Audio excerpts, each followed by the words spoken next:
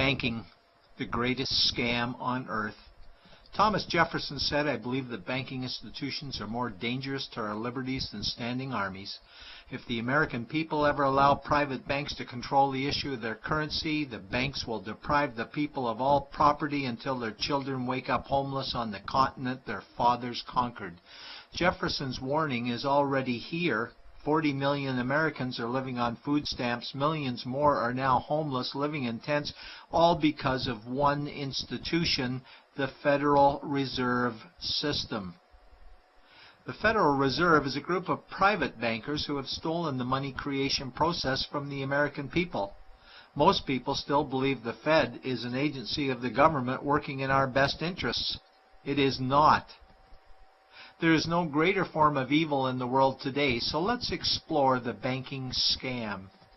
None of us have ever been taught anything about money. The reason is to prevent us from learning the truth that money is a trick and money is a trap. When solving any crime, there's a universal truth: follow the money, but with the banking scam, follow it backwards. Where does money come from? The world's money supply is always growing. Where does all the new money keep coming from? Money comes from privately controlled global banks like the Federal Reserve System. They create money every day, which increases the world's money supply. Because all banks are either owned or controlled by private bankers, the real question is, how do private bankers create new money? And the answer is they create it out of thin air. Bankers create money out of nothing. They make it up. It is a fiction. Wow. Godlike power to create something of value out of nothing. A stroke of a keyboard and money is created. In fact, only 3% of the world's money is even in the form of bills and coins, which means 97% of all money in the world is just numbers typed on a computer screen. This is part one of the banking scam. Money is created out of nothing. The second part of the scam is this phony money is issued as debt. What is debt exactly? Well, when you consider we work our whole lives to pay it off, you could say debt is slavery. But whose debt is this phony money? It's our debt, all of it. It's our debt when we use credit cards, we get student loans, borrow money for mortgages, all bank borrowing. And it's our debt again when the government borrows, which is each and every day. In today's world, money is debt and debt is money, and don't forget the interest charges. Money equals debt and debt equals slavery, therefore money equals slavery. Our monetary system is a carefully concealed system of slavery. Why? Because our government can create the same money for free with no interest charges, just like they used to, as the Founding Fathers designed it inside the United States Constitution for our protection against private bankers.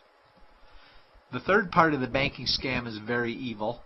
When bankers create money from nothing and issue it as debt, they only create the principal portion of the debt.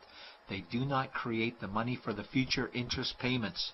There is not enough money in existence for all of us to make our interest payments. In fact, our money creation system is even mathematically impossible. Money issued by the banks, principal debt, does not equal the money demanded back to the banks, principal plus interest. We are forced to play a game of musical chairs to see who can make their debt repayments. This guarantees a world of bankruptcy, competition, and scarcity of money. For example, we go to the bank to borrow money for a house, let's say $100,000. The moment we sign the loan document, the bank creates the money out of thin air. A $100,000 debit gets registered for us and a $100,000 secured credit for them. Then one of two things happens. Either we give the bank 30 years of labor making house payments totaling $300,000 for the original $100,000 we borrowed, or the bank takes our house. The bankers get either our labor for life or our house, and often they get both, all from money created out of thin air and issued as debt, for money made out of nothing. This is why all the bankers end up with all the assets. The fourth part of the banking scam is inflation. People think inflation is prices and costs increase. A better answer might be the value of our money always goes down. Inflation is created every time the central banks print money, which is every day. Where does all this new money get its value? The answer is it steals its value from the existing money supply, where our savings are. Our savings are disappearing because of the new money they're printing. If money creation was in balance with goods and services, there would be no inflation. Prices would stay the same. But the reality is banks always print money, driving prices ever higher, which steals the value of our savings, making them disappear. Since the private bankers created the private Federal Reserve in 1913, the United States dollar has lost 97 cents in purchasing power. An item in 1913 that cost $100 in 2011 cost $2,230, a price increase of 2,130%. This is the banking scam. 4 parts.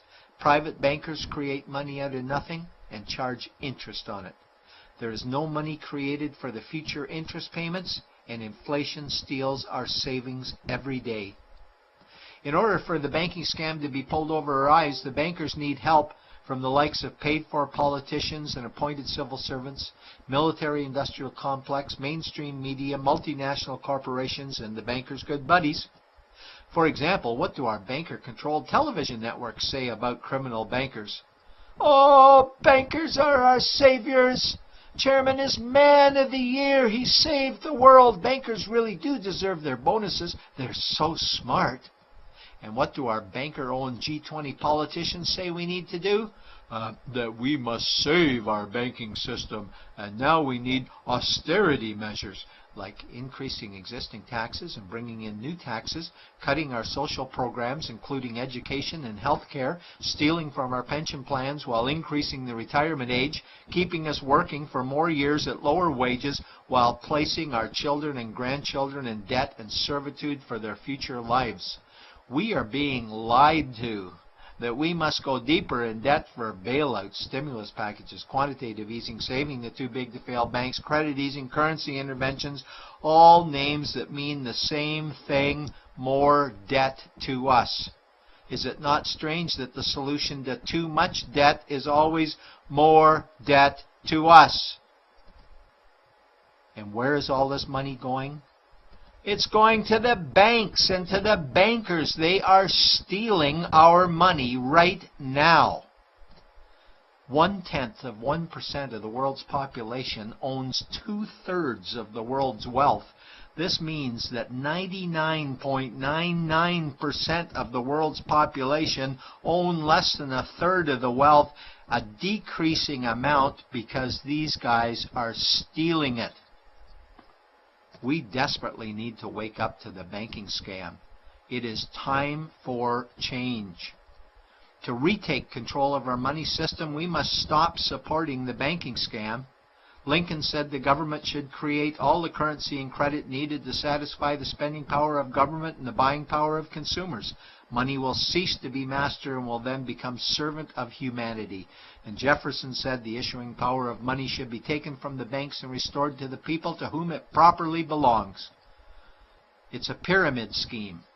And we, the people, are the bottom layers of the banking pyramid. Without our support, the banking scam collapses. We have to do it ourselves. Wake up, get active, wake others. Remove our money from the bank.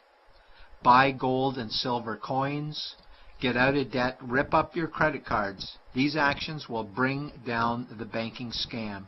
Only vote for politicians who support debt-free money, or run for office yourself, and turn off mainstream media to search for the truth while you still can.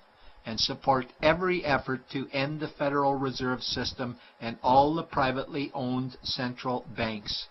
Let's bring these criminals to justice to get our money and our countries back before it's too late.